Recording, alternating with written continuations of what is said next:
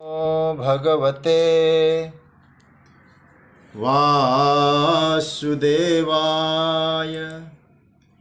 कृष्णाय वासुदेवाय हरये परमात्मने प्रणतः क्लेशनाशाय गोविन्दाय नमो नमः। नमः परमहंसास्वादितचरणकमलचिन्मकरन्दाय भक्तजनमानसनिवासाय श्रीरामचन्द्राय वागीशायस्य वदने लक्ष्मीर्यस्य च वक्ष्यसि यस्यास्ते हृदये संवित्तं नृसिंहमहं भजे। गुरुर्ब्रह्मा गुरुर्विष्णुर्गुरुर्देवो महेश्वरः गुरुसाक्षात् परब्रह्म तस्मै श्री गुरवे नमः। भगवत चरण कमलानुरागी सभी आत्मीय प्रिय प्रभु प्रेमीजन, स्वाध्याय परिवार से जुड़े हुए सभी जिज्ञासु परमात्मा के लाडले सभी प्रभु प्रेमीजन, आप सभी को मेरा प्रणाम वंदन। राधे राधे, जय सिया राम, जय श्री कृष्ण। प्रभु की मंगलमयी कृपा करुणा से हम लोग अपने जीवन लक्ष्य की ओर बढ़ रहे हैं। सत्संग की प्राप्ति प्रभु कृपा का ही फल है, तो हम सब पर भगवान की अनन्य कृपा है। विज्ञान के माध्यम से घर बैठकर हम लोग गीता का स्वाध्याय चिंतन कर पा रहे हैं। भगवान ने अर्जुन को विश्वरूप का दर्शन कराया 11वें अध्याय में, और उसके बाद अर्जुन के प्रार्थना से भगवान चतुर्भुज रूप हुए, फिर द्विभुज रूप होकर अर्जुन के सखा के रूप में मानवाकृति धारण करके भगवान उपस्थित होते हैं अर्जुन की दृष्टि में। थोड़ा सा चिंतन ये करना है, भगवान अपने मनुष्य स्वरूप में आ तो गए हैं, और बाद में ये भी कहते हैं कि अर्जुन ने कहा कि मैं अपने स्वरूप में आ गया हूं, होश में आ गया हूं आपके इस रूप को देख करके। यह एक बात समझनी चाहिए, कहीं अर्जुन अपनी पूर्ववत स्थिति में जो आ गए, कब? बोले मानवाकृति रूप ठाकुर जी का देख करके। इसका अर्थ यह कदापि मत लगाना कि जो चतुर्भुज रूप दर्शन था अर्जुन के लिए महत्व नहीं था। ये बड़ा ध्यान देने लायक है, क्योंकि ऐसा लगता है देखकर चतुर्भुज रूप दिखाकर अर्जुन को फायदा क्या हुआ, क्योंकि दिखाने के बाद अर्जुन तो भयभीत हो गए, और भयभीत होकर व्याकुल होकर प्रार्थना भी करते हैं, और जब भगवान 2 हाथ वाले हो गए तो खुश हो गए अर्जुन। तो ये जो प्रक्रिया थी विश्वरूप दर्शन का, इसका तात्पर्य क्या है? भगवान ये कहना चाहते हैं कि जो मैंने अपना स्वरूप का दर्शन कराया, जिसको विराट रूप कहें, चाहे विश्व रूप कहें, व्यापक स्वरूप कहें, भगवान का ये कहना है कि ये जो तुमने देखा है इसका उद्देश्य कोई और है।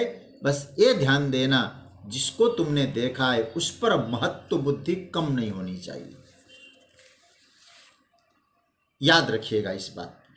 आज हम थोड़ा इसी पर 2 श्लोक जो भगवान बोले हैं इस पर ही चर्चा करेंगे। विश्वरूप दर्शन कराने के बाद भगवान ने अपना विश्वरूप संवरण किया। अर्जुन ने विनय व्यक्त की, और भगवान, मैंने जैसे कहा कि मनुष्याकृति में उपस्थित हो गए अर्जुन की दृष्टि में। और अर्जुन ने क्या कहा? दृष्ट्वेदम मानुषम रूपम तव सौम्यम जनार्दन। मैंने आपका सौम्य रूप, जो यह रूप देखा कि मन की पूर्व स्थिति मेरी हो गई, आपकी कृपा से संभव हुआ। लेकिन भगवान अब सावधान करना चाहते हैं अर्जुन को कि तुम्हारी जो स्थिति यह हुई है, मैं तुम्हें कुछ बातों को लेकर सावधान करना चाहता हूं। क्यों सावधान करना चाहते हैं? भगवान किस बात को महत्व देना चाहते हैं? ये भगवान ने पहले 2 श्लोक बोले हैं, ये है। उसके बाद अंतिम 2 श्लोक तो फिर कहना ही क्या है, उस पर भी हम लोग चिंतन करेंगे। पहले आइए, जो भगवान ने जो 52वां श्लोक ठाकुर जी ने बोला है, उसको कल भी हमने पाठ किया था, एक बार पाठ करके हम लोग आगे की यात्रा करें। श्री भगवानुवाच सुदुर्दर्शमिदं रूपम् दृष्टवानसि यन्मम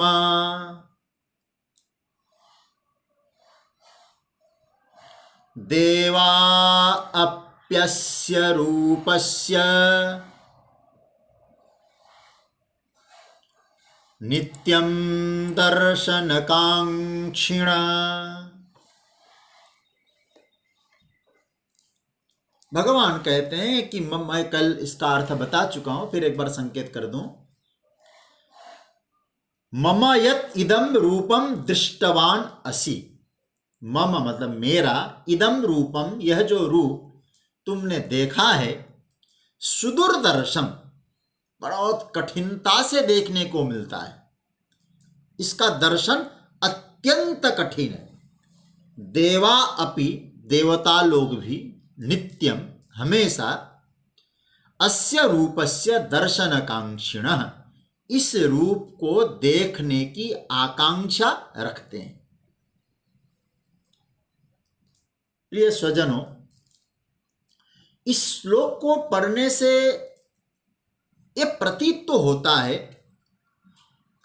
कि अर्जुन ने क्या देखा जो विश्व रूप में, उस देखे हुए के प्रति अर्जुन के मन में भगवान और महिमा बुद्धि सृजन करना चाहते हैं। जिसको देखा है उसके प्रति महत्व बुद्धि बढ़े, ये भगवान चाहते हैं। इसलिए भगवान कहना चाहते हैं कि अर्जुन, तुम्हारे अलावा किसी ने भी यह रूप नहीं देखा। इसका मतलब है अर्जुन को यह कहना चाहते हैं कि तुम्हारा उस रूप के प्रति, उस विराट स्वरूप के प्रति महत्व बुद्धि होनी चाहिए। यह भगवान और किसी प्रयोजन से बात नहीं कहना चाहते हैं, कोई दूसरा कोई हेतु नहीं, कोई प्रयोजन नहीं है। एक ही है कि जो इंपॉर्टेंट है, जो महत्व की बात है, उसको महत्व के रूप में अर्जुन समझे, उसके महत्व को अवश्य समझ ले। कई बार क्या होता है, आदमी के चित्त में वो काबिलियत नहीं होती कि महत्व को भी महत्वपूर्ण समझे। ध्यान देना, इस मैं जो बात कह रहा हूं, ये योग्यता कई बार नहीं होती है। कोई महत्व चीज हो उसको महत्वपूर्ण रूप में वो समझे, और कभी कभी तो महत्व चीज के प्रति जो हमारी महत्व बुद्धि है वो भी निकल जाती है, वो भी विस्मरण हो जाती है। आपने इसलिए आप ध्यान देना हो, कभी कभी जो ज्ञान वृद्ध लोग होते हैं ना, वयोवृद्ध होते हैं, हमारे हितैषी होते हैं, वे कभी कभी हमको उसकी महिमा का ज्ञान करा देते हैं। क्यों? बोले वो ज्ञान वो बना रहे। एक ज्ञान जब बना रहेगा, महत्व बुद्धि बना रहे, तब हमारा हित होगा, हमारा कल्याण होगा। इसलिए महत्व बुद्धि बनी रहनी चाहिए। किसके प्रति? जो महत्व की चीज है। अर्जुन उस विराट के प्रति महत्व बुद्धि रखे, इसलिए भगवान कहते हैं सुदूरदर्शन। ध्यान देना, कभी आप लोग एक उदाहरण से समझाऊं। कोई व्यक्ति गोमुख गया, आप लोगों में से कोई गए होंगे मानसरोवर। हमारे पूज्य पांडे जी तो 2 बार संभवतः मानसरोवर की यात्रा कर चुके हैं, और भी आप लोग कई लोग होंगे जो मानसरोवर गए हैं। गोमुख की बात करूं, क्योंकि मानस सरोवर सबके लिए संभव नहीं बन पाता, न कभी का अर्थ साध्य नहीं होता, साधन साध्य नहीं बन पाता, कभी प्रयास साध्य भी नहीं हो पाता। तो गोमुख की बात कही। जीवन में कोई व्यक्ति एक बार गोमुख चला गया, उसकी वो गोमुख की जो स्मृति है ना वो बनी रहती है, और धन्यता का अनुभव करता है, देखो मैं एक बार गोमुख हो आया। और कभी कभी जब गंगा जी को देखता है तो गंगा जी की उत्पत्ति स्थली को भी वो स्मरण रखता है। लेकिन जो पोर्टर लोग होते हैं, जो सामान ढोते हैं और सामान लेके जाते हैं, और जब मैं गंगोत्री में था तो वहाँ ईसावास्य आश्रम के स्वामी जी कह रहे थे कि शास्त्री जी यहाँ तो 24 घंटे में एक बार लोग दर्शन करते हैं यहाँ के, लेकिन उनके लिए इतना महत्व नहीं है,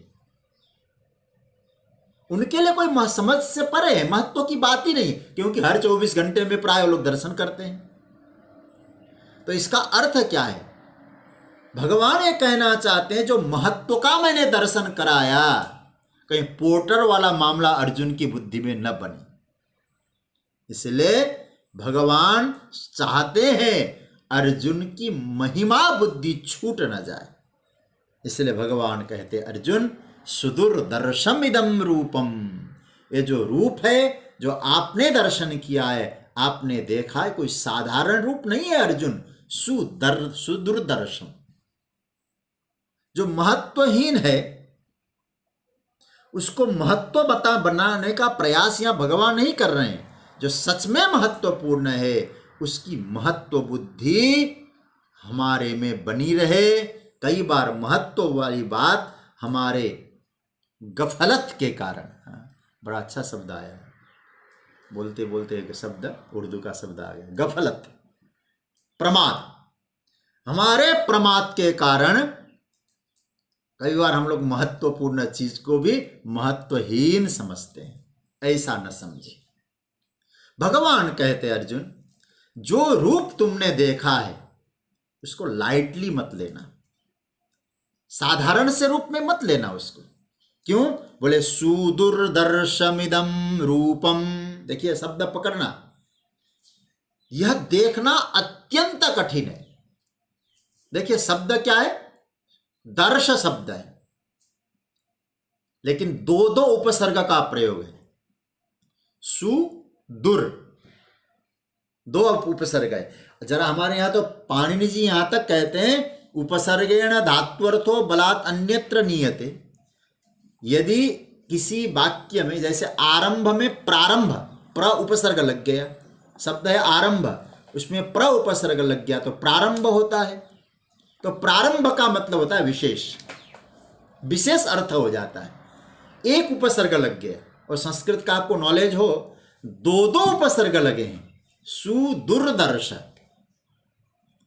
इसका मतलब है जिसको तुमने देखा है बहुत बहुत बहुत बहुत कठिनता से, इम्पॉसिबल नहीं कह रहे भगवान, लेकिन अत्यंत कठिन है। भगवान कह रहे हैं सुदुर्दर्शम यद दृष्टवान असि मम रूपम यद तुम दृष्टवान असि तत्सुदुर्दर्शम। तुमको मालूम है अर्जुन, इस रूप को देखने की इच्छा देवता लोग भी करते हैं। देवा अपि अस्य रूपस्य नित्यम दर्शन कांक्षिण। देवता लोग इस रूप को कब देखना चाहते हैं? अर्जुन तुमने तो जीवन में पहली बार देखा है, बड़ी प्रार्थना की, मेरी कृपा हुई, तुमने को दिखा दिया। देवता लोग तो चाहते हैं भगवान का ये रूप रोज देखें, इसलिए शब्द क्या प्रयोग किया? नित्यम, हमेशा देखें। आकांक्षा है उनमें देखने की, किसकी? बोले देवताओं की। लेकिन फिर भी आकांक्षा है, देवताओं ने देखा नहीं। और मैंने कल शायद संकेत में कहा था, जगत गुरु शंकराचार्य ने अपने भाष्य में बहुत सुंदर सूत्र दिया। वो क्या लिखते हैं कि देखेंगे भी नहीं देवता लोग। ये देखिए जरा क्या लिखा है, त्वम इव न दृष्टवन्तः, त्वम इव न दृष्टवंत न द्रक्ष्यन्ति, आपकी तरह न वो देखेंगे, देखने की इच्छा करते हैं, देखा नहीं उन्होंने। भगवान शंकराचार्य न द्रक्ष्यन्ति, जैसा तुमने देखा वैसे उन्होंने देखा भी नहीं, देखने की इच्छा भले ही करते होंगे लेकिन कभी देखेंगे भी नहीं, ऐसा रूप आपने देखा है। सज्जनों, कल शाम को हमारी आदरणीय दीदी कलकत्ता से, और बहुत मेरे प्रति श्रद्धा, केवल श्रद्धा ही नहीं, वो सेवा भी करती है, स्नेह भी रखती हैं, राजू राजगढ़िया जी। आज भी स्वाध्याय में रात को आपने फ़ोन किया हमको, और कहीं उनको भाव था कि आपने जो बोला था देवता लोग नहीं देख पाएंगे तो मनुष्य लोग देखते हैं, देवता और मनुष्य में क्यों ऐसा। कल भी मैंने एक संकेत में कहा था, केवल मैं आपको, उन्होंने निवेदन किया था तो कल उनसे मेरी बातचीत हुई। देखिए, मैं आपको एक बात बताऊं, ये नहीं कहा है कि देवता लोग इच्छा करते हैं लेकिन देखेंगे नहीं, लेकिन भगवान ने ये कहा है भगवान ने, लेकिन मनुष्यों के बारे में ऐसा नहीं कहा है। मनुष्यों के बारे में ये नहीं कहा कि देख नहीं पाएंगे। मैं एक निवेदन आपसे करना चाहूँगा, ध्यान से सुनिएगा। कल भी मैंने संकेत में कहा था, हमारे यहाँ दो शब्दों पर मैं आपका ध्यान चाहूँगा, एक है कृपा और एक है पुण्य। पुण्य से आप देवता बन सकते हैं, लेकिन बुरा मत मानना सज्जनों, पुण्य से मनुष्य नहीं बन सकते। देवता बनना पुण्यों का कार्य है और मनुष्य बनना प्रभु की कृपा का कार्य है। भगवत कृपा के बिना कोई मानव देह धारण कर नहीं सकता। आप पुण्य का अर्जन करें तो आप देवता बन सकते हैं। इसलिए गोस्वामी जी कहते, बड़े भाग मानुष तन पावा, किसने कहा? सूर दुर्लभ सब ग्रंथ ही गावा। और इतना ही नहीं, तुलसी जी क्या कहते, कबहु क करी करुणा नर देही, देत ईश बिनु हेतु सने। और स्पष्ट बात समझ लेना, भगवान का जो विश्वरूप है, ये जो दर्शन का है, एक कृपा का परिणाम है, पुण्यों का परिणाम नहीं। आपके पुण्य से आप प्रतिष्ठा पा सकते हैं, अपने पुण्यों के प्रभाव से आप वैभव पा सकते हैं, सम्मान पा सकते हैं, संपत्ति अर्जित कर सकते हैं पुण्यों के प्रभाव से। लेकिन भगवान का साक्षात्कार भी आप समझे पुण्यों की पूंजी से मिल जाए, असंभव है। ये भगवत कृपा से ही हो सकता है। इसलिए यहां भगवान कहते हैं, मैं फिर आपसे कहूंगा, देवता बनने का प्रयास मत करना।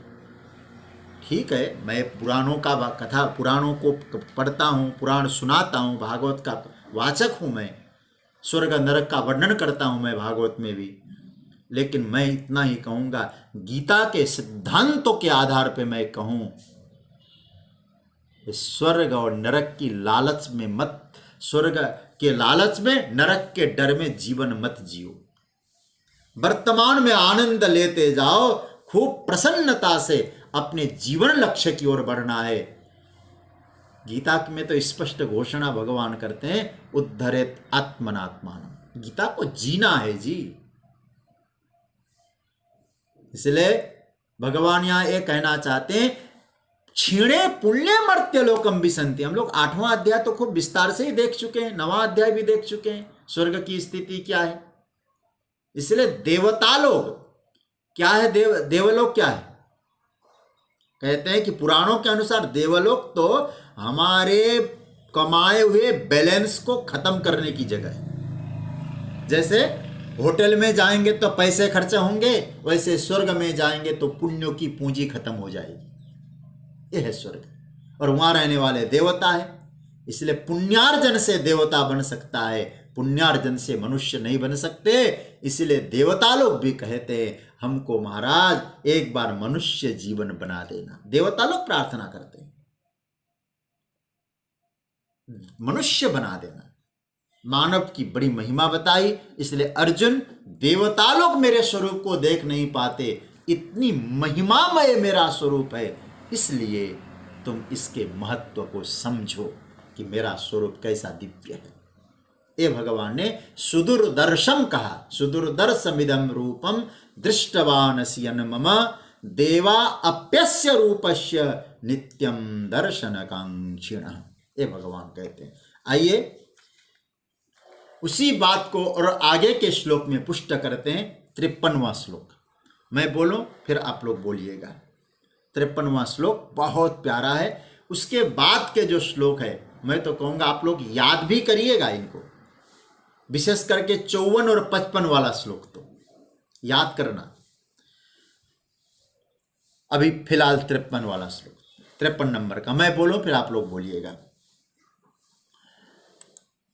नाहं वेदैर्न तपसा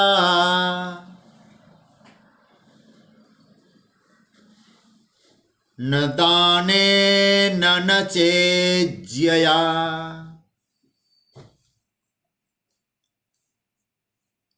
शक्य एवं विधो द्रष्टुम् दृष्टवानसि मां यथा।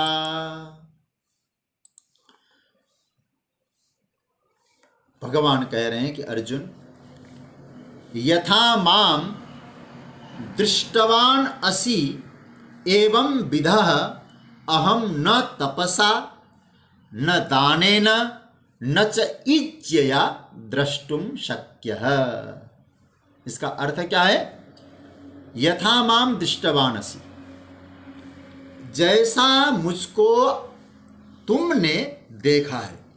यथा माम दृष्टवान असि, जैसा मतलब उस विश्व रूप को, अनेक वक्त्र नयनम अनेकाद्भुत दर्शनम, जैसा तुमने मुझको देखा है। एवं विधा अहम, इस प्रकार मैं, इस प्रकार का मैं, न वेदैर, न तो वेदों से, न तपसा, न तपस्या से, न दानेन, न तो दान से, न च इज्जया, च मतलब च न इज्जया, च मतलब और, न मतलब नहीं, इज्जया, इज्जया मतलब यज्ञ से, द्रष्टुम शक्यः, देखा जा सकता हूं। इसका अर्थ क्या निकला? जैसा जिस रूप में तुमने मुझको देखा है, ऐसा रूप न वेद से, न तपस्या से, न दान से, न यज्ञ से देखा जा सकता है। अब इसमें भी भगवान ये कहना चाहते हैं, जिस स्वरूप को देखा उसमें कितना महत्व है, कितनी महत्वपूर्ण बात ठाकुर जी कह रहे हैं। यहां देखिए जरा, भगवान कहते हैं इन 4 साधनों से नहीं हो सकता। और देखिए 4 बार तो नकार आया है। इस श्लोक आदि आप देखेंगे ना, 4 बार न न न न आया है। नाहम वेदैर न तपसा न दानेन न चेज्यया, मतलब आधे श्लोक में 4 बार न न न न आया है। कभी कभी अच्छा, एक बार न बोलते ना चल जाता, काफी होता। अगर एक नकार होता तो भी हम लोग कहते नहीं ठीक चल रहा है, लेकिन अत्यंत निषेध करने के लिए भगवान यहां 4 नकार का प्रयोग करते हैं। मतलब क्या है? इन साधनों से भगवान नहीं मिलने वाले हैं। इन साधनों के भरोसे पर नहीं, साधना करें, इनका आश्रय लें, लेकिन एक हो बस हमारा तो पर्याप्त हो गया। इन साधनों का तात्पर्य समझिए।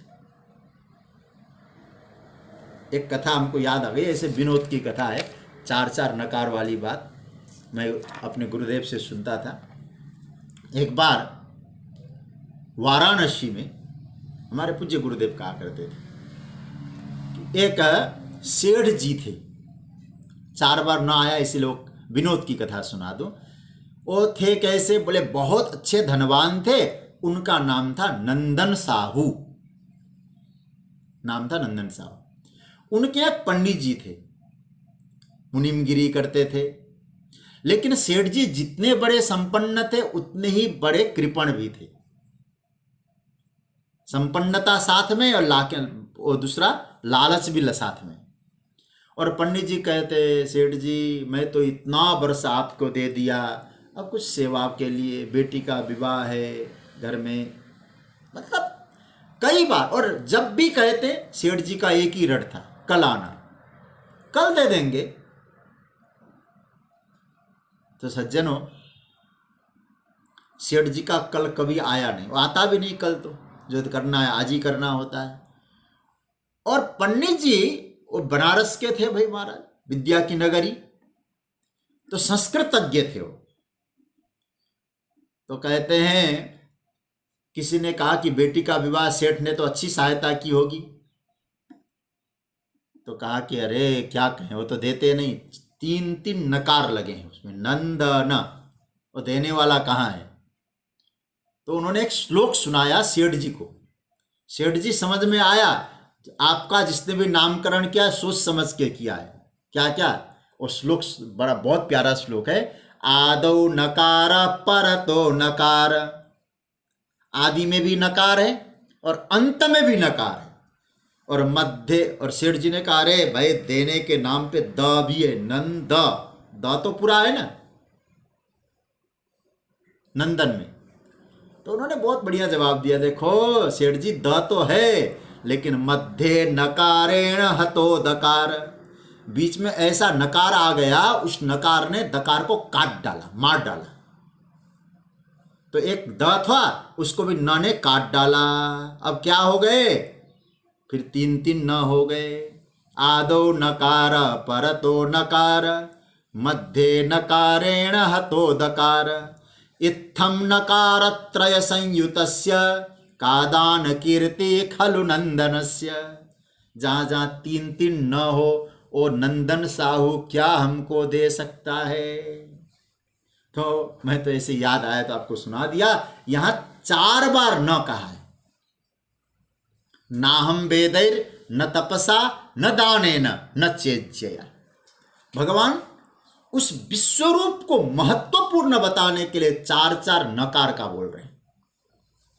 भगवान कहते हैं, विश्वरूप दर्शन इतना दुर्लभ है ना अर्जुन, कि नाना प्रकार के साधन भी इस विश्व रूप का दर्शन कराने में समर्थ नहीं होते। याद रखिएगा सज्जन, आप बहुत बड़े क्रियाशील हो, बहुत बड़ी बड़ी क्रियाएं आपने की हो, आपके पास महान योग्यता हो, पर उनसे भगवान की बराबरी नहीं की जा सकती, भगवान को खरीदा नहीं जा सकता। भगवत साक्षात्कार की कीमत आपके इन साधनों से नहीं हो सकती। कई बार हम लोग क्या कहते हैं, हमने इतना भजन किया, इतना पूजा किया, अब भी भगवान दर्शन नहीं दे रहे। क्या आपका भजन परमात्मा के दर्शन की कीमत है? तो आपके किसी वस्तु से परमात्मा से मिले ये नहीं है। आप साधना करें, जिस समय मिलना है उसकी कृपा से मिलता है। इसलिए सारे साधन मिलकर भी भगवान के दर्शन का मूल्य नहीं चुका सकते। अर्जुन ये बोल चुके हैं, आप लोग देख चुके हैं इस श्लोक को, 43वां श्लोक देख चुके हैं। आप इस श्लोक को जरा ध्यान देना, क्या कहते हैं, न त्वत्समोस्त्याभेदिकः कुतोन्यो लोकत्रयेप्य प्रतिम प्रभाव। क्या कहा प्रभु, आप जैसा त्रिलोकी में कोई दूसरा नहीं है, आपके समान नहीं है और आपसे अधिक भी नहीं है। इसका सीधा सा अर्थ क्या हुआ, आपसे अधिक हुए बिना आप पर अधिकार नहीं किया जा सकता। ये श्लोक को यहां घटाइएगा। अर्जुन ने कहा 43वें श्लोक में कि आपसे अधिक हुए बिना आप परमात्मा को कैसे खरीदा जा सकता है। क्योंकि कोई भी वस्तु हो, जैसे आप जो है बाजार में जाकर कोई चीज खरीदते हैं, दुकानदार आपको जो देता है 10 रुपयों में आपको दे रहा है, तो इसका मतलब है उसकी कीमत 10 रुपए से कम है। क्योंकि 10 दिया है इसलिए आपने पाया है। दुकानदार भी लाभ लेके ही आपको दे रहा है। इसका सीधा सा अर्थ क्या हुआ, सीधा सा अर्थ ये हुआ, आपके पास उससे भी बड़ी साधना हो, तब आप कम साधना वाले चीज को आप स्वीकार कर सकते हैं, कम कीमत वाली चीज को। तो अब भगवान के बारे में आया कि भगवान से कोई बड़ा हो नहीं सकता, समान नहीं हो सकता। तो अब इसका मतलब वेद, तप, दान, यज्ञ, ये जो सारी कीमतें हैं तो भगवान के समान भी नहीं है, भगवान के बड़े भी नहीं है। तो क्या इन साधनों से उससे भी कीमत की चीज को हृदयंगम किया जा सकता है क्या? इस पर आप चिंतन करना थोड़ा सा। इसका अर्थ यह हुआ कि कोई भी वस्तु आप उससे कीमत से ही, अधिक कीमत से ही आप उसको प्राप्त कर सकते हैं, और संसार में परमात्मा से श्रेष्ठ कुछ है ही नहीं। इसलिए हमारे यहां कहा जाता है, हमारो धन राधा से राधा, महत्वपूर्ण है। हमारे यहां तो कहा गया परमात्मा सर्वश्रेष्ठ धन है। कबीरदास जी ने तो स्पष्ट कहा है ना कि सारा संसार दुखी है। क्यों दुखी है? बोले सबसे बड़ा कौन है? धनी वह है जिसके पास राम धन हो। कबीरा सब जग निर्धना, धनवंता नहीं कोय, धनवंता सो जानिए जाके राम धन हो। तो संसार में तो आप जरा सोचिए, ऐसा आपको देखा होगा आपने, अधिक काबिल लोग होते हैं और कम काबिल वाले को दबाते हैं, अधिकार जमाते हैं। अधिक बुद्धि वाले लोग कम बुद्धि वालों पर अधिकार जमाते हैं। मैं ये जो रिजर्वेशन वाली बात नहीं कर रहा हूं, आरक्षण में तो गड़बड़ है, उसकी बात नहीं करूंगा। धनवान लोग निर्धन पर अधिकार जमाते हैं, जिसके पास योग्यता अधिक है कम योग्यता वालों पर अधिकार जमाते हैं। मैं इतना ही कहूंगा आपसे, सोचिएगा जरा, जिनके केवल छोटे से संकल्प मात्र से, एक बार भ्रिकुटी टेढ़ी करने मात्र से प्रलय हो सकता है, और जब वो आनंद लेते हैं अनेक अनेक अनेक ब्रह्मांडों की रचना हो सकती है। उसे एक ब्रह्मांड में रहने वाला, एक कहीं कोने में जुग जुग करने वाला कोई साधक वेद पाठ करे, तप करे और ब्रह्मांड अधिनायक को पूरा बराबरी करे, ये ठीक नहीं है। इसलिए कहते हैं भगवान, ना हम वेदैर न तपसा। मूल बात क्या है? मूल बात यह है, भगवान की प्राप्ति, भगवान का साक्षात्कार भगवान की कृपा के बिना संभव नहीं है। सोई जानई जही देहु जनाई। मानस में कितनी बढ़िया बात कही, सोई जानई जही देहु जनाई, जानत तुम ही होई जाई।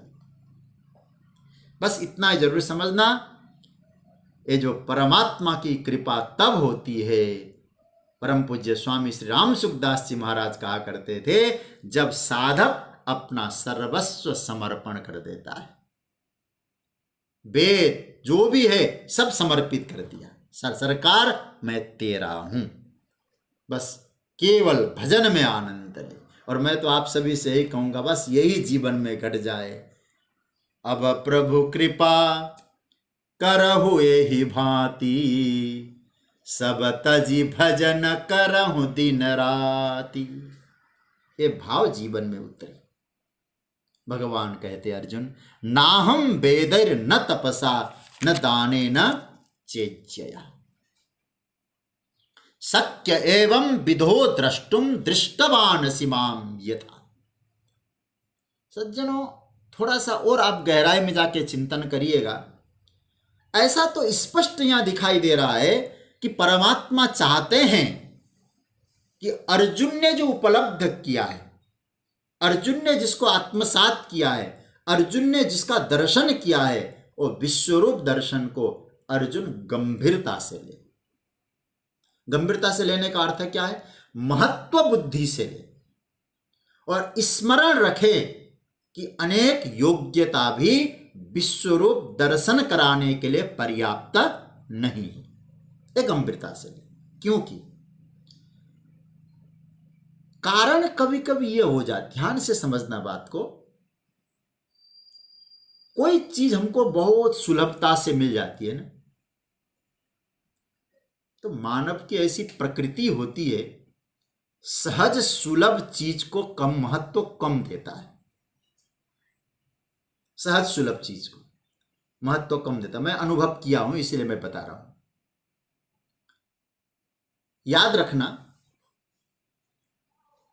सहज सुलभ उस पर कभी कभी ध्यान नहीं देता व्यक्ति, लेकिन ये मानव का एक स्वभाव है। मैं एक उदाहरण दूं आपको, जैसे श्वास। हम लोग जो श्वास लेते हैं, अच्छा आप जरा सोचिए कितना महत्वपूर्ण है ये श्वास, प्राण वायु कितनी महत्वपूर्ण चीज है, अतिशय आवश्यक है। हम लोगों ने रोटी के लिए आंदोलन किया, रोटी कपड़ा और मकान मांग रहा है हिंदुस्तान, इसके लिए हमने आंदोलन किया। क्या कभी हवा के लिए आंदोलन किया? क्योंकि वो सहज सुलभ है। और कभी कभी जो सहज सुलभ है महत्व कम ही होता है, क्योंकि हवा हमारे लिए दुर्लभ बनी नहीं। मतलब उधर व्यक्ति का ध्यान जाता नहीं है। परमात्मा ने वायु को सामने दे रखी है, ऑक्सीजन हमारे लिए सुलभ है, महत्व जाता ही नहीं। जो प्राण ले रहे हैं, प्राण श्वास ले रहे हैं। इसलिए मैं कभी कभी एक चीज पर विचार करता हूं, जब कोई व्यक्ति किसी से मिलता है ना, तो क्या कहता है, तुम मुझे प्राणों से भी प्यारे हो, ऐसा बोलते हैं ना, प्राणाधिक प्रिय हो। अच्छा उस समय यदि वो हवा नाराज हो जाए, अच्छा इसका मतलब प्राणों से भी प्यारे हो, तो हमसे भी प्यारे वो है, तो आप उसी को अपने पास रख लो, हम तो जा रहे हैं। अब आप जरा सोचिए, हवा चली जाए तो सबकी हवा खराब हो कि नहीं? क्योंकि वो सहज रूप से प्राप्त है ना, तो हम कहते प्राणाधिक प्रिय है। जब चीजें दुर्लभ होती है ना, हवा को ही लीजिए जरा, जब कभी ऊंचे पहाड़ों पे जाते हैं, कभी ऑक्सीजन की कमी महसूस होती है, अथवा कोई इस प्रकार का रोग हो जाए, तब समझ में आता है वो चीज जिसको हम महत्व इतना नहीं दे पा रहे थे, वो कितना महत्वपूर्ण चीज। सज्जनों, तो यह नियम नहीं दिखाई देता कि जो महत्वपूर्ण है वो हमेशा महत्वपूर्ण लगता ही हो हमारे लिए, ऐसा नहीं लगता। हम सबका एक स्वभाव है।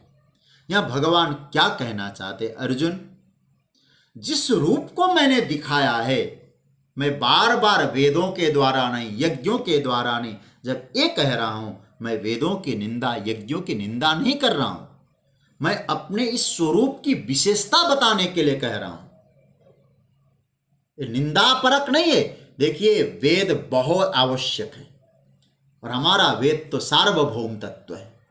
आज हमारे पूज्य पांडे जी ने जो संदेश लिखा है और हमको भेजा था, मैंने तो स्वाध्याय परिवार में डाला, और मैं तो चाहूँगा स्वाध्याय अभी प्रवचन सत्र में ही निवेदन करूँगा, आप इस प्रकार के विचार दें। हमारे धर्म संस्कृति की व्यापकता बताई। हमारा वेद कहीं संकीर्णता को नहीं स्वीकार करता है, व्यापकता को, क्योंकि मानव निर्मित नहीं है वेद, अपौरुषेय है। बड़ा अच्छा विचार लगता है। मैंने तो एक दो लोगों को आपसे परमिशन लिए बिना आप ही के नाम से मैंने फॉरवर्ड भी कर दिया एक दो लोगों को। तो भगवान कह रहे हैं कि अर्जुन महत्व समझो। क्या बोल रहे हैं भगवान? यहां ठाकुर जी का देवता, जो मैंने कहा ना, देवता भी नित्यम दर्शन की आकांक्षा रखते हैं। जिस स्वरूप को तुमने देखा है उसे यह रूप देखना वेद से संभव नहीं, तप से संभव नहीं, यज्ञ दान से संभव नहीं। मतलब इनकी महिमा घटाना नहीं है, भगवान कहते उसकी महिमा जागृत करनी है। इनकी महिमा को बखूबी तैयार करके, क्योंकि भगवान तो वेद की महिमा गाते हैं। हमारे शास्त्रों ने कहा जो वेद निंदक है नास्तिक है। तो भगवान कहना चाहते हैं उसकी महिमा को तुम्हारे हृदय में जागृत बनाए रखना है मुझे, ऐसा इन दोनों श्लोकों में भगवान ने कहा है। ये दो श्लोक इसलिए यहां जो भगवान कहते हैं 52वां और 53वां, इनका तात्पर्य क्या है? उस विश्व रूप के महत्व को अर्जुन समझे। अब आप थोड़ा सा विचार करना, मैं इन श्लोकों को उपसंहार की ओर ले जा रहा हूं। कल से बहुत महत्वपूर्ण विषय पे हम लोग चिंतन करेंगे। विराट रूप को जो भगवान ने दिखा, विराट का दर्शन क्यों कराया होगा? दर्शन करा के फिर वो करना, अर्जुन तो भयभीत हो गया था। दर्शन कराने का अभिप्राय क्या था? आप लोग गीता को पढ़िएगा नहीं, आप जीने का प्रयास करिएगा गीता को। कैसे? देखिए, विराट रूप को जब हमारी बुद्धि स्पर्श करती है, विराट रूप का जब ध्यान करती है, या मैं कहूं विराट रूप से जब हमारी वृत्ति एकाकार हो जाती है, उसका पहला परिणाम निकलता है साधक की संकीर्णता की जो स्थिति है, साधक का जो परिच्छिन्नता का जो भाव है, वो भंग हो जाता है। क्यों? व्यक्ति के लिए साधना बननी चाहिए कि सदा ही वो विराट के साथ एकाकार बना रहे, वो विराट तत्व के साथ एक बना रहे। ये साधक की साधना बननी चाहिए। विराट के साथ उसकी वृत्ति सर्वदा जुड़ी रहे, कभी उसके तार जो है विराट से न टूटे। याद रखिएगा सज्जनों, विराट जो तत्व है ना, वो विराट तत्व हमारे हाथ से जब छूट जाता है तो परिच्छिन्नता आ जाती है। और क्या होगा परिणाम? उसमें राग आएगा, द्वेष आएगा, जातिवाद पनपेगा, प्रांतवाद पनपेगा, और करते करते परिवारवाद पनपने लगेगा। परिणाम, उसकी संपूर्ण दृष्टि नहीं बन पाती। जब संपूर्ण दृष्टि न बनने का रीजन मालूम है, एक संकीर्णता आ जाएगी, जिसको हम लोग अंग्रेजी में नैरो माइंड कह सकते हैं। विराट दर्शन का हेतु क्या था? बोले अब आपकी दृष्टि व्यापक बने, संकीर्णता से ऊपर उठे। और इस बात को याद रखना, वेदांत बहुत बढ़िया बात कहता है। विराट से जब व्यक्ति अलग होता है, क्योंकि ब्रह्म की चर्चा जब आती है ना, विराट, प्राज्ञ, तेजस, तुरीय, जो 4 पाद जो ब्रह्म के बताए, कभी हम लोग 13वां अध्याय जाएंगे तो हम चर्चा करेंगे, 13वां 15वां 4 चरण। और जो विराट है, वो विराट से अलग होने का मतलब विराट को आत्मसात न करने का, एकीभूत न होने का, ये रिजल्ट क्या होता है? मैं आपसे स्पष्ट कहूंगा, आप लोग बुरा मत मानना। उस विराट से हम हट गए तो निश्चित रूप से वेदांत कहता है आप देहवादी बन गए, देहात्मवादी बन गए, जिसको वेदांत ने देहाध्यास कहा है। अपने देह के प्रति आत्मबुद्धि, क्योंकि आपने उस विराट को आत्मसात नहीं किया। और आप लोग वेदांत ग्रंथ पढ़ते होंगे, सबसे अधिक निंदा यदि किसी की है वेदांत में, देहात्मवादियों की। देहात्मवादी हमेशा निष्ठुर होगा, देहात्मवादी हमेशा क्रूर हो रहा होगा, क्योंकि उसका देह से प्रेम होगा, अपने देह से प्रेम करेगा, अपने देह के प्रेम के लिए सब कुछ करेगा। क्योंकि उसको मालूम है यदि हम दूसरे से प्रेम करेंगे तो मुझे अपने सुखों का त्याग करना पड़ेगा। ये व्यापक दृष्टि जरा समझना। व्यापक दृष्टि क्या कहती है? बोले हम दूसरे से प्रेम करें, हम अपने सुखों को न्यौछावर करें। प्रेम का मतलब ही होता है, जैसे माता पिता अपने बच्चों से प्रेम करते हैं। यदि एक टाइम का भोजन तैयार होता हो, माता पिता भूखे रह जाएंगे लेकिन बच्चों को खिलाते हैं। तो माता पिता ने यदि अपने सुख का त्याग न किया होता तो बच्चों का कैसा भरण पोषण करते? अपनी कमाई हुई संपत्ति को गिरवी रख देते हैं, बेच डालते हैं, केवल उनके उन्नति के लिए, उनको पढ़ाने के लिए। तो प्रेम का मतलब क्या होता है? हम जिससे प्रेम करते हैं वहां हम अपने सुख की परवाह नहीं करते। और जब देहवादी व्यक्ति होगा और दूसरे से प्रेम कर ही नहीं सकता, क्योंकि दूसरे से प्रेम करने का मतलब है अपने सुखों का त्याग करना। यहां भगवान विराट की बात कह रहे हैं, अपने सुखों का त्याग करना होगा। और जो देहवादी वृत्ति है, देहात्मवादी वृत्ति है, वो त्याग विरोधी वृत्ति है,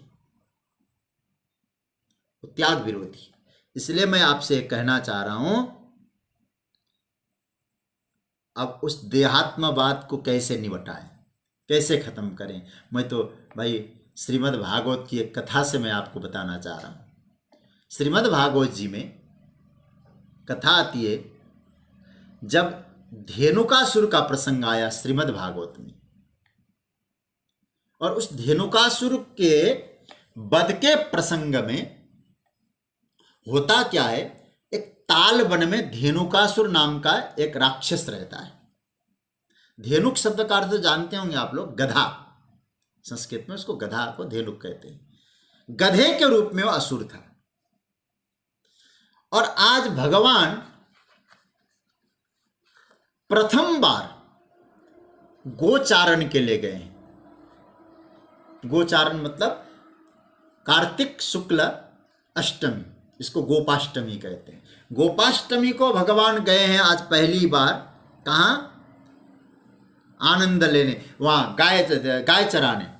तो उस समय सबको भूख लगने लगी, और जब भूख लगने लगी तो सबने कहा कन्हैया, इतना उत्साह था कि हमारी कैटेगरी बढ़ गई, बछड़े चराते थे अब गाय चराने वाले हो गए, तो जैसे कोई प्रमोशन मिल जाए, तो हमको भी प्रमोशन मिल गया, वत्सपाल से गोपाल बन गए। और इतना आनंद का विषय रहा तो हम आज घर से पाथेय लाना भूल गए। पाथेय समझते हैं ना, जो वहाँ भोजन किया जाता है रास्ते में कहीं, तो वो भोजन लाना भूल गए। उत्साह में तो क्या क्या भूल जाता है। अब सब लोगों ने कहा कन्हैया कुछ व्यवस्था तो करनी पड़ेगी, पेट में चूहे दौड़ रहे हैं। तो भगवान ने कहा दाऊ दादा एक काम करते हैं, कोई उपाय बन सकता है क्या। एक गोप बालक ने कहा बगल में एक ताल वन है, उस ताल वन में बहुत अच्छे अच्छे फल है और स्वादिष्ट जल है, लेकिन एक असुर वहां रहता है जो न फल लेने देता है न जल लेने देता है। ध्यान से सुनिएगा, बात को बहुत अच्छा लगेगा। तो उसके बाद कन्हैया ने कहा चलता हूं मैं। कन्हैया, दाऊ दादा ने कहा कन्हैया हर बार तू ही आगे क्यों, आज तो मुझे आगे बढ़ने दे, तुम यहीं बैठो, मैं जाके फल और जल लेके आता हूं। दाऊ दादा गए और भगवान बलराम जी महाराज वहां जाकर उस धेनुकासुर का वध करते हैं, और वध करने के बाद सबको फल ला देते हैं, जल पिलाते हैं, सबकी भूख क्षुधा निवृत्ति होती है। अब कथा तो इतनी सी है, लेकिन जब हम सुबोधिनी की टीका देखते हैं महाप्रभु वल्लभाचार्य जी की, वहां एक बहुत प्यारा मंत्र मिलता है। दाऊ दादा ने धेनुकासुर को मारा, क्या अभिप्राय निकाला उन्होंने, धेनुकासुर देहाध्यास है। सुबोधिनी की वाणी है, देहाध्यासो ही धेनुका। शरीर के प्रति जो आत्मबुद्धि है, देहवादी है, देहात्मवाद है, उसका नाम है धेनुकासुर। शायद जितना हो सके शरीर पे हम बोझा लेके ढोएं, कौन मान्यता की बोझा, मैं ब्राह्मण हूं, मैं क्षत्रिय हूं, मैं ज्ञानी हूं, मैं ये हूं, मैं ये हूं। इसलिए एक मान्यता है ना, गधे के ऊपर जितना लादो गधा खुश होता है। और हम भी तो धेनुकासुर देहात्मवादी बने तो लादे जा रहे हैं, ज्ञान का पोथा ये सब इतने लादे जा रहे हैं, हम सब देहात्मवादी हो गए, धेनुकासुर हो गए। याद रखना, धेनुकासुर को मिटाना पड़ेगा। कौन मिटाएगा फिर, दाऊ दादा, बलराम। और दाऊ दादा के बारे में महाप्रभु जी कहते, दाऊ दादा कौन है, दाऊ दादा ब्रह्म विद्या है। ब्रह्म विद्या जिसको अद्वैत ज्ञान कहते हैं। आप लोग थोड़ा ध्यान देंगे तो अच्छा लगेगा। तो इसका मतलब है द्वैत को मिटाना है तो अद्वैत चाहिए। द्वैत को मतलब क्या है, देहात्मवाद द्वैत है, देहाध्यास को मिटाना है, ब्रह्म विद्या चाहिए, वेदांत विद्या चाहिए, ब्रह्म ज्ञान चाहिए, अपनी संकीर्णता से ऊपर उठना होगा, विराट का आश्रय लेना होगा, उसी से देहाध्यास मिटेगा। भगवान यहां बहुत बढ़िया सूत्र देना चाहते हैं, अर्जुन तुम विराट से जुड़ जाओ। मैंने जो विराट रूप तुमको दिखाया, अब देहवादी मत बनो। क्यों देहवादी बनोगे तो एक संकीर्णता में जी लोगे, फिर कहोगे मेरे मामा है, ये मेरे साले हैं, ये मेरे फलाने हैं, ये मेरे ढिसके आए, मैं इनको कैसे मारूं। विराट रूप दिखाकर भगवान अर्जुन को व्यापकता में ले जाना चाह रहे हैं। और याद रखना सज्जनों, जितना ही विराट से व्यक्ति जुड़ता जाएगा, उतना ही उसके जीवन का रंग और ढंग बदल जाएगा। मतलब उसका चित्त उदार होगा। संस्कृत में एक सुभाषित है ना, हम लोग तो केवल इतना ही पढ़ते हैं ना, वसुधैव कुटुंबकम, वो पूरा श्लोक जानते हैं क्या है? बहुत सुंदर सुभाषित। अयम निज परो व्यक्ति गणना लघुचेतसाम उदार चरिता नाम तो वसुधैव कुटुंबकम। इसका अर्थ है अयम निज, यह मेरा है, ये पराया है। ऐसा गणना, ऐसी जो गणना करते लघु चेतसा, छोटी सोच वाले, नैरो माइंड वाले, ऐसा कहते हैं ये मेरा है, ये पराया है, ये मेरा शरीर है, ये दूसरे का शरीर है, दूसरे से प्रेम करूंगा तो मेरे शरीर का क्या होगा? देहात्मवादी। लेकिन उदार चरिता नाम, तो जिसका चरित्र उदार है, बहुत महाराज ब्रॉड माइंडेड है, जो वो क्या करते हैं? वसुधैव कुटुंबकम, पूरा विश्व ही मेरा परिवार है, परमात्मा के नाते सब अपने हैं, क्योंकि सब कुछ परमात्मा के विराट रूप में है। उमा राम चरण रत, क्या पर भगवान भोलेनाथ कहते हैं, विगत काम मद क्रोध निज प्रभु में देख ही जगत कही सन कर ही विरोध। किसका विरोध करेगा वो? क्योंकि उन्हें देख लिया निज प्रभु में, विराट रूप ने भगवान ने दिखाया। इसलिए अर्जुन, ये मेरा, ये पराया, ये भाव तुम्हारे जीवन में हटना चाहिए। इस बात को लेकर मैंने तुमको विराट का दर्शन कराया है। विराट से जुड़ने वाले साधक के चित्त में विशालता का आविर्भाव होता है। याद रखिएगा, भगवान जब इस बात पर बल दे रहे हैं, ये वेदों से नहीं, यज्ञ से नहीं, तप से नहीं, दान से नहीं, तो क्यों बल दे रहे हैं? भगवान कहना चाहते हैं इस रूप को भूलना मत, इस रूप को आत्मसात करना। देवता भी इस रूप को नित्यम दर्शन की आकांक्षा रखते हैं, वेदों से यज्ञ से नहीं बन सकता। तो इसका भाव क्या है? व्यक्ति का चित्त परमात्मा को न भूले, विराट को न भूले। मतलब जिस दिन उस विराट तत्व से हमारा चित्त अलग हो जाएगा, विस्मरण हो जाएगा, उसी दिन पतन हो जाएगा। पतन कहाँ होगा? विराट से गिरेगा तो कहाँ जाएगा? व्यक्ति में जाएगा, व्यक्तिवादी हो जाएगा। विराट से नीचे गिरेगा तो व्यक्ति में गिरेगा भाई। जैसे आकाश से टपके, खजूर में अटके वाली बात आती है, ऊपर से टपके, ऊपर से गिरेगा तो नीचे ही गिरना है उसको। इसलिए विराट से गिरना नहीं, विराट को आत्मसात करना है, विराट को भूलना नहीं। संकीर्तन जो है, संकीर्ण जो वृत्ति है, संकीर्ण वाली जो वृत्ति है, उसको पनपने नहीं देना है। उसका चित्त साधना विरोधी बन जाएगा यदि वो संकीर्णता में आएगा, देहात्मवादी से बनेगा। इसलिए भगवान यहाँ कहते हैं विराट से जुड़ें। वेदांत का एक मत है और वही गीता का मत है, किसी परिच्छिन्नता में, किसी परिधि में, किसी घेरे में आप मत रहिए। घेरे में रहना, परिच्छिन्नता में रहना, ये घातक होता है। व्यापकता, व्यापक दृष्टि बनाइए। इसलिए भगवान यहाँ बार बार 2 श्लोकों में जो भगवान कहते हैं, उस विराट रूप को जो तुमने देखा है, मैं उसकी महिमा इसलिए गा रहा हूँ। इसके द्वारा नहीं होगा, इसके द्वारा नहीं होगा। ये वेद के निंदा का कोई मतलब नहीं था, देवताओं के निंदा का कोई मतलब नहीं था। महत्व था उस रूप की महिमा का गान करना। उस महिमामय रूप का तुमने दर्शन किया है।